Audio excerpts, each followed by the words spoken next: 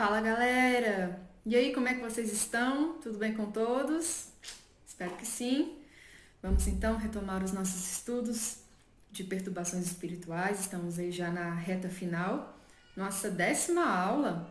Muito bem, 10ª aula. Nós hoje estudaremos o capítulo 14. Para a gente começar, vamos relembrar um pouquinho do que aconteceu, na nossa aula anterior. Estavam Miranda, Bezerra e os outros em mais um centro espírita que estava passando por dificuldades.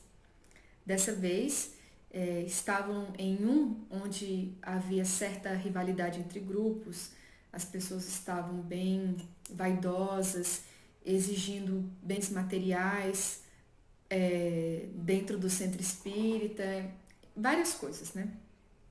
E aí eles tiveram uma reunião de diretoria e a espiritualidade ficou lá presente para tentar intuí-los, para fazer com que eles acordassem para aquela situação. E no primeiro momento, teve um efeito positivo essa interferência da espiritualidade. Porém, o que aconteceu? Vamos ver na aula de hoje, no capítulo 14, Providências Salvadoras.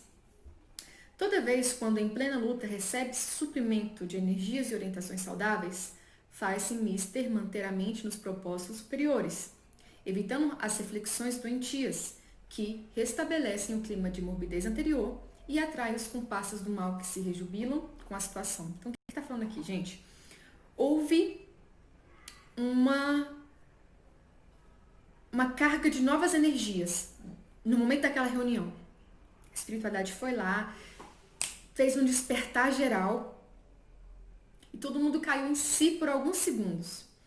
Quando isso acontece, quando a gente tem esse momento de reflexão, a gente precisa se manter nisso.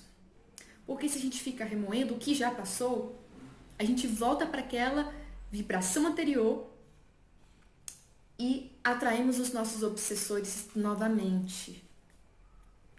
Tem um livro de André Luiz, acho que eu já até citei esse exemplo aqui na aula algumas vezes, mas é sempre bom a gente lembrar. Tem um livro de André Luiz em que tem um trabalhador espírita com alguns obsessores e a espiritualidade, numa tentativa de auxiliá-lo, separa bruscamente os dois. Só que o encarnado estava tão acostumado com aquela presença que ele inconscientemente chamava o obsessor de volta para perto dele.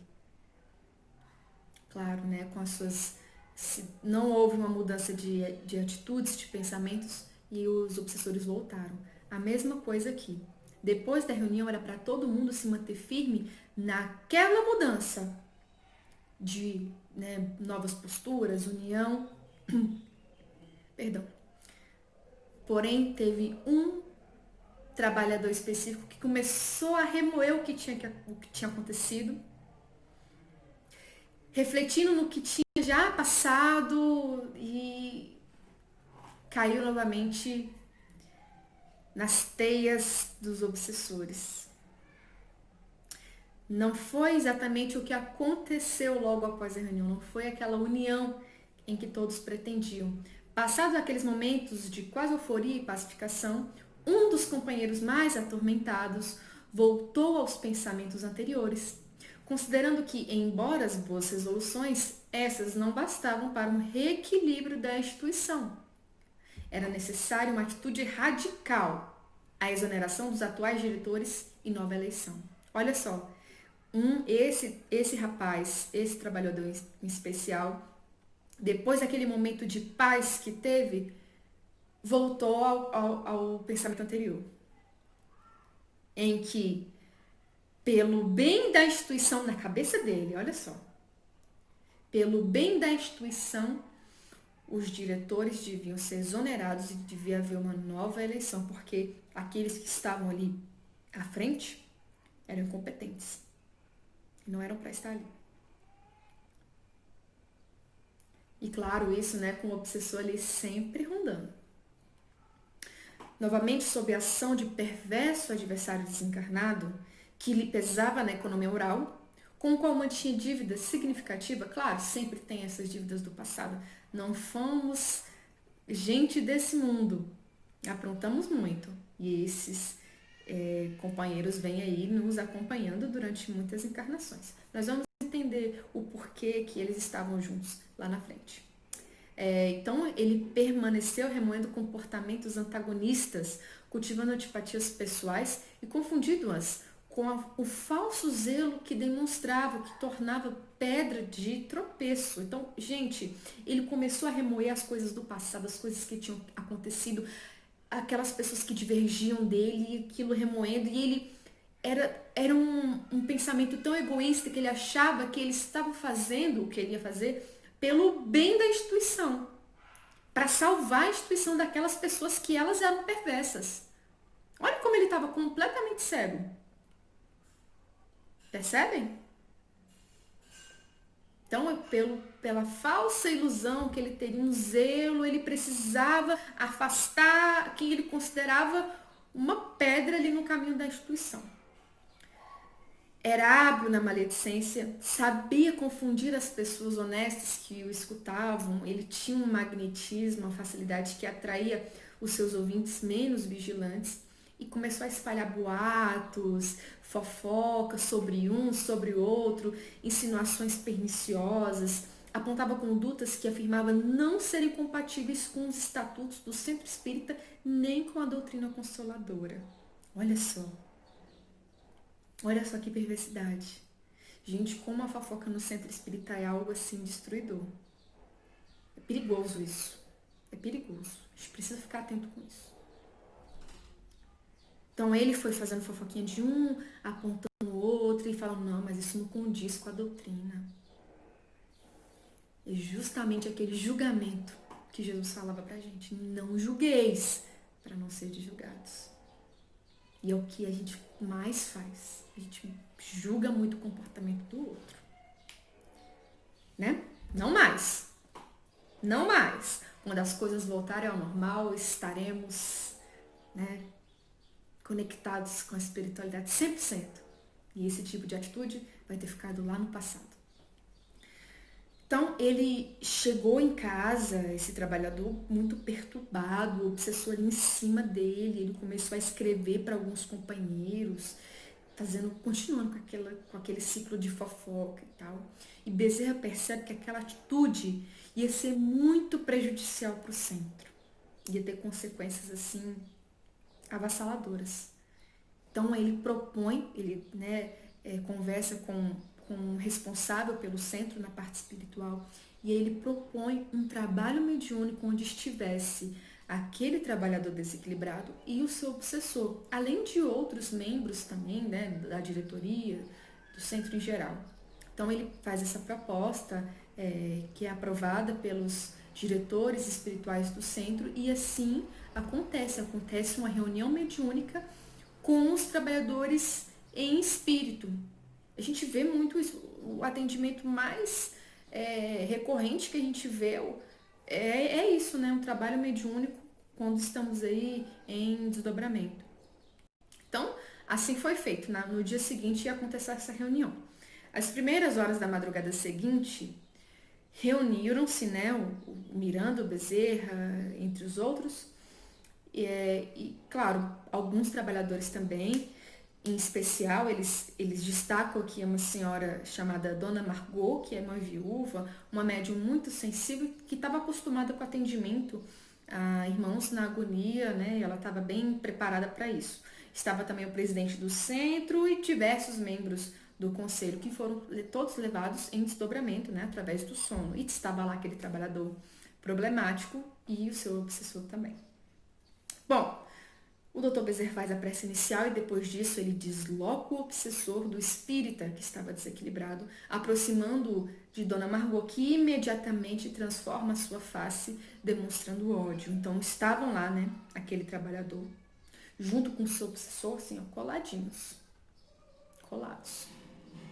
E aí, Bezerra faz a prece, se aproxima um trabalhador e vai deslocando o obsessor para aproximá-lo da médium Margot, para que ele comunicasse. Era um espírito com vibrações tão baixas que precisava se comunicar através de uma comunicação mediúnica, realmente. e as energias anímicas da médium faria bem para ele também. Por isso a espiritualidade se utilizou desse recurso. Bom, então ele incorpora e a face de Dona Margot já até muda, já fica com aquela expressão de ódio, de cólera, e ele começa dizendo assim: vocês, os discípulos do Cordeiro, são paradoxais. Predicam a compaixão, a ternura, a comiseração, a caridade, no entanto, agem de maneira ilícita e violenta. Por que ele estava falando isso? Porque ele achava que tinha sido trazido a força para comunicar, para dialogar, e ele achava isso um atentado contra o seu livre-arbítrio. Então, ele fala: como assim? Vocês pregam a compaixão, a caridade e me trazem aqui a força? E aí Dr. Bezerra explica que eles estavam querendo auxiliar, na verdade, aquele trabalhador desequilibrado. Só que como o obsessor, estava tão ligado a ele, ele veio junto. Estavam ali unha e carne, não estavam se separando, ele veio junto e aí surgiu a oportunidade de haver um diálogo. É o que Bezerra explica. Olha o que Bezerra fala.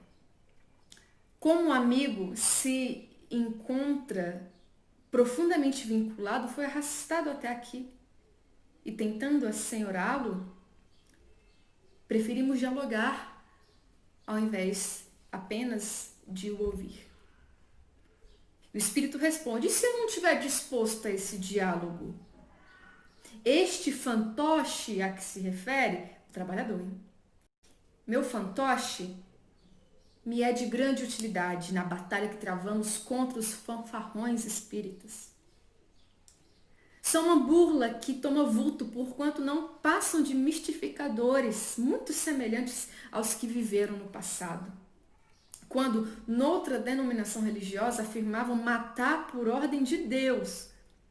Certamente que agora já não se mata o corpo, mas se fere profundamente a alma através das bem urdidas calúnias, dos campeonatos de vaidade, das disputas pelas glórias terrestres que mascaram de falsa humildade.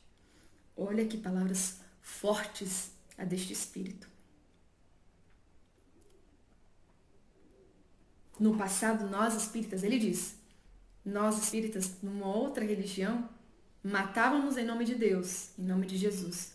O que aconteceu na Inquisição, né? E hoje não matávamos o corpo, mas ferimos a alma, porque pregamos uma coisa e agimos de maneira diversa, com os campeonatos de vaidade, com a falsa humildade, tudo isso ferindo a alma, não só nossa, mas daqueles que nos observam. É o que ele está falando aqui. Forte, achei forte isso. Bezerra responde: compreendemos as suas afirmações e lamentamos a realidade de algumas delas. No entanto, é necessário convir que, se não fossem também as injunções obsessivas que padecem esses nossos irmãos doentes, a paisagem seria bem diversa. Claro, nós temos a nossa dose de culpa e ela é alta, porque nós nos permitimos. Se nós estamos numa situação de obsessão, é porque a nossa guarda baixou.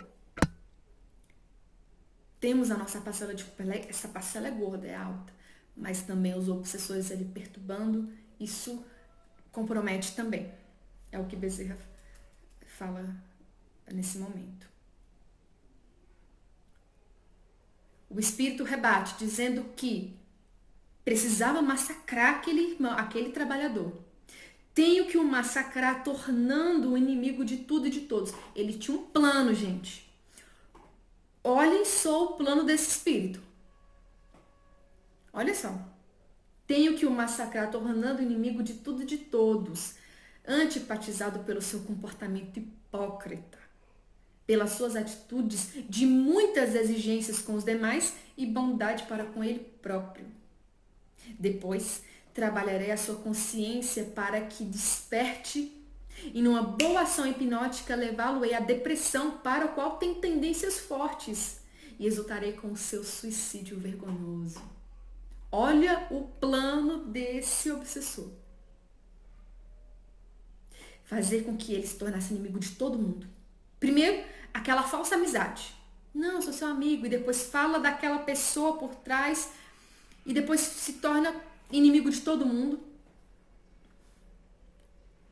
Muito exigente com os outros e bondoso com seus próprios erros. Se torna sozinho. Não tem mais ninguém. Entra numa depressão, porque ele tinha tendência.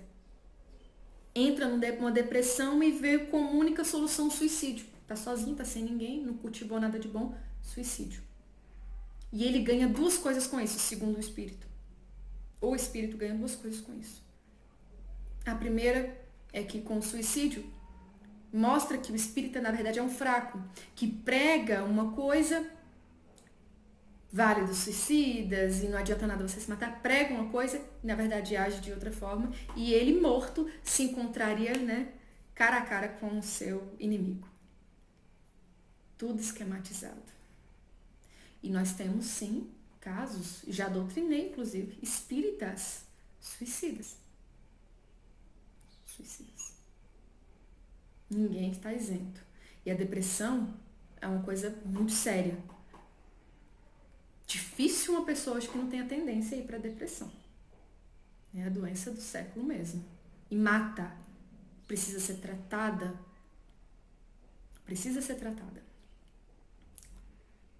Então, bom, era o plano dele.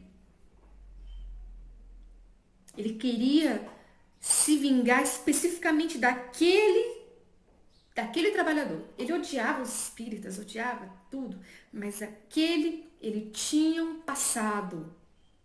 E ele se colocava na condição de vítima.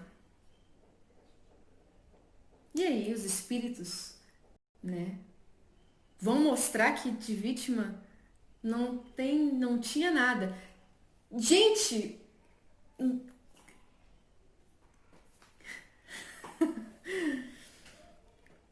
não somos vítimas. Não somos vítimas. Não existem injustiças, não existem vítimas. Não existe. Não existe. A gente percebe isso. Com tantas encarnações, a gente passa realmente pelo que tem que passar. Não existe injustiça. Somos vítimas, talvez, de nós mesmos, das nossas ações. Fora isso, não somos.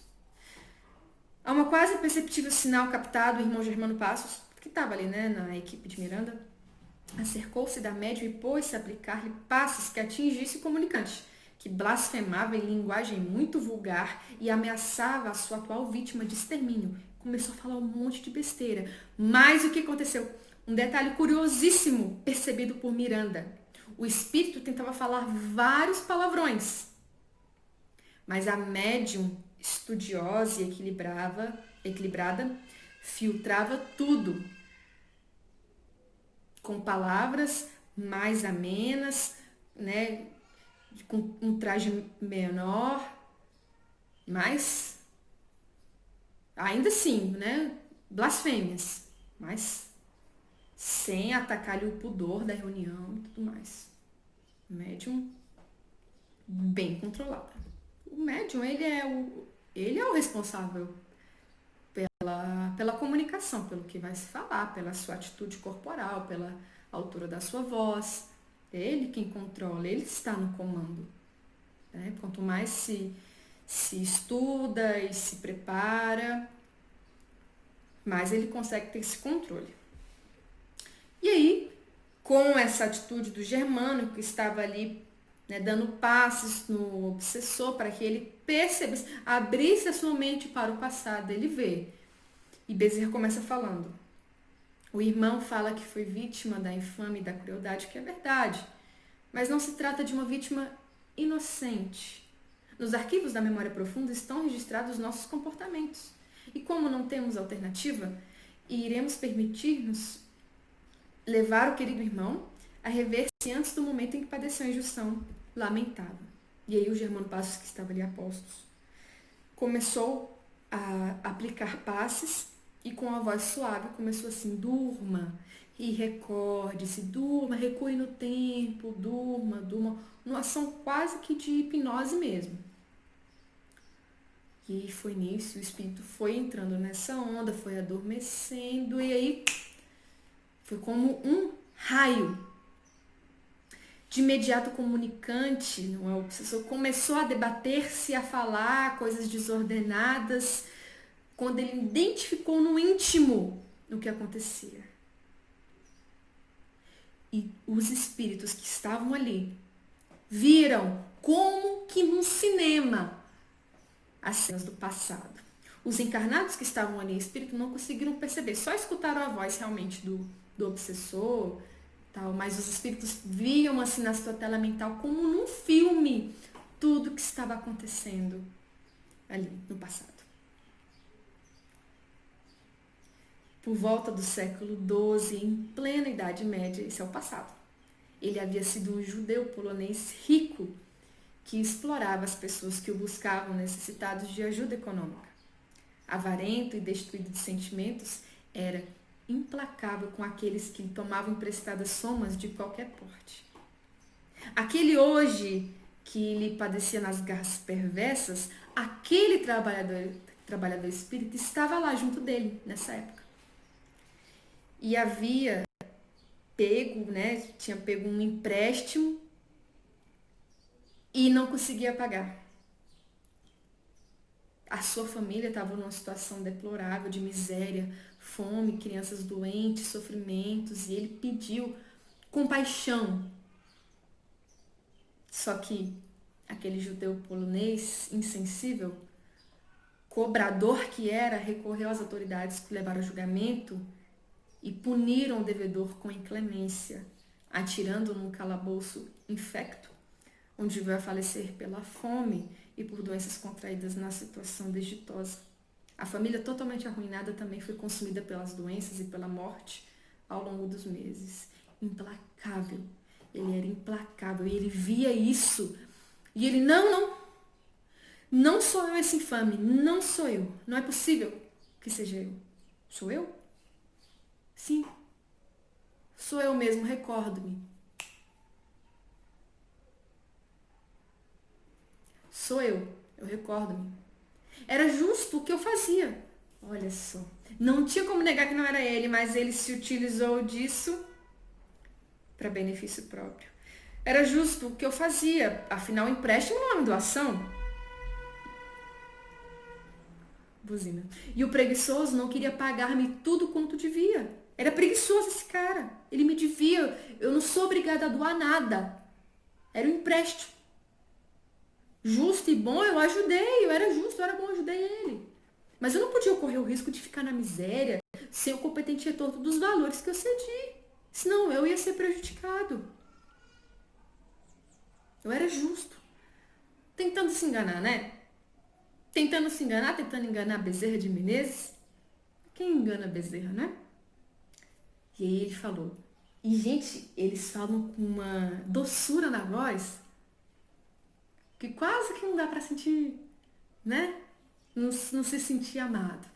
Bezerra fala, ponha-se no lugar do outro e pense no que gostaria de receber. Ele morreu, mas não se consumiu. Porque a morte, ela só existe por corpo.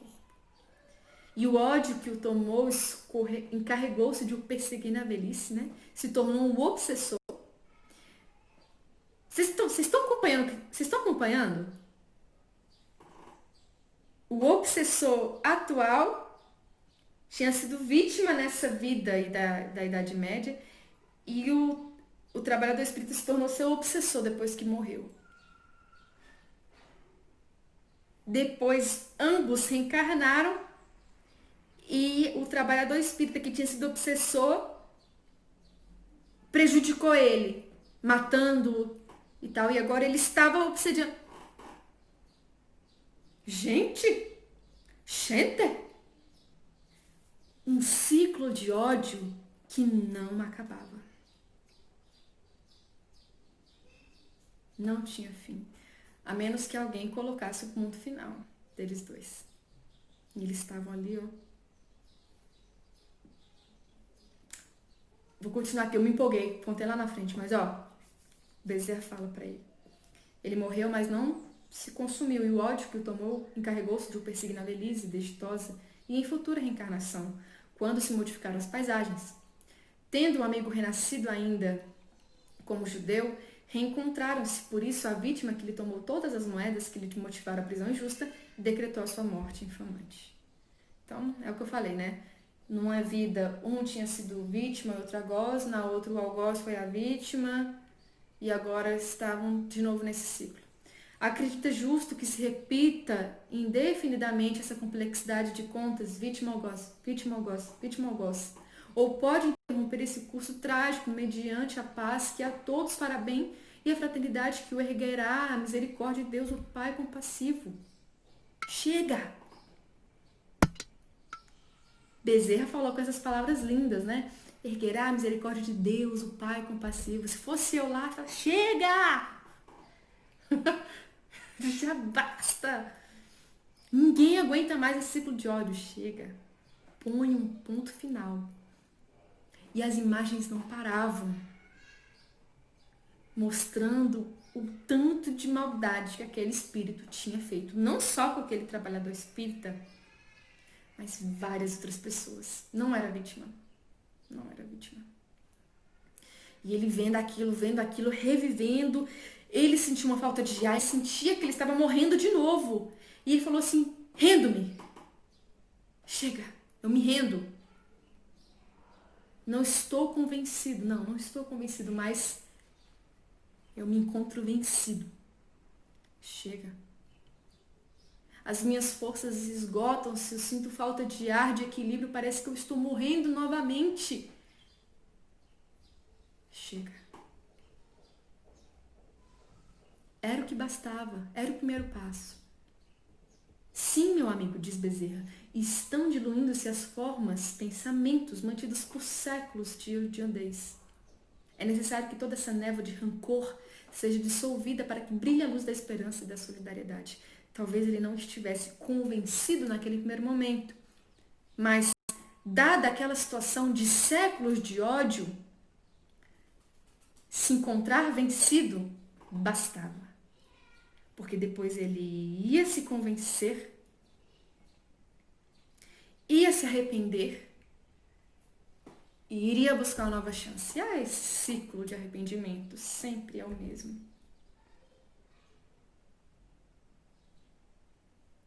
E todos que estavam ali estavam profundamente emocionados. Os encarnados que presenciaram aquele fato começaram a refletir nas coisas que eles faziam, nas atitudes que eles estavam tendo ali no centro com seus irmãos. Era necessário uma união verdadeira. É uma grande bandeira levantada por Bezerra, a união dos espíritas. Vocês sabiam? E Bezerra começa a falar e ele diz algo mais ou menos assim. Todos podemos conviver juntos e afáveis, mesmo quando temos opiniões diferentes, respeitando-nos uns aos outros e colaborando juntos em favor do bem geral. A gente pode concordar em discordar. Por que que o outro pensar diferente de mim é um motivo para briga, para separações, para rivalidades? Por quê? Temos que pensar no bem geral, no melhor para a nossa instituição espírita. Podemos concordar em discordar. O outro pode pensar diferente da gente, ele tem esse direito. Não quer dizer que ele não gosta da gente ou qualquer coisa do tipo. A gente precisa se respeitar. E faz parte do respeito entender que o outro tem uma opinião diferente. Muitos centros, a gente está acompanhando aqui, gente, eu já até perdi a conta de quantos centros eles já ajudaram. Mas muitos estavam pecando pela essa falta de união. E é uma coisa que a gente tem que levar no nosso coração para sempre, aplicar nos nossos centros espíritas, mudar o nosso comportamento, ver de uma maneira diferente isso. Poxa, o outro pensa diferente de mim, mas vamos tentar do jeito dele. Às vezes pode dar certo. Se não der, erramos tentando acertar, depois a gente tenta do meu jeito. Entendem? Isso é tão precioso. Muito bem, então, essa foi a nossa aula de hoje. Na semana que vem a gente continua aí com os próximos capítulos. Estamos aí na reta final. Não desistam, vamos continuar estudando esse livro maravilhoso e nós temos que divulgá-lo. Eu acho que é leitura obrigatória para os espíritas esse livro. Essa questão de que ele prega, de onde os centros costumam errar, da maledicência, da falta de união, coisas muito importantes que precisam ser muito divulgadas, né, pelo próprio bem da nossa doutrina. Então é isso. Semana que vem continuamos e até a próxima, se Deus quiser.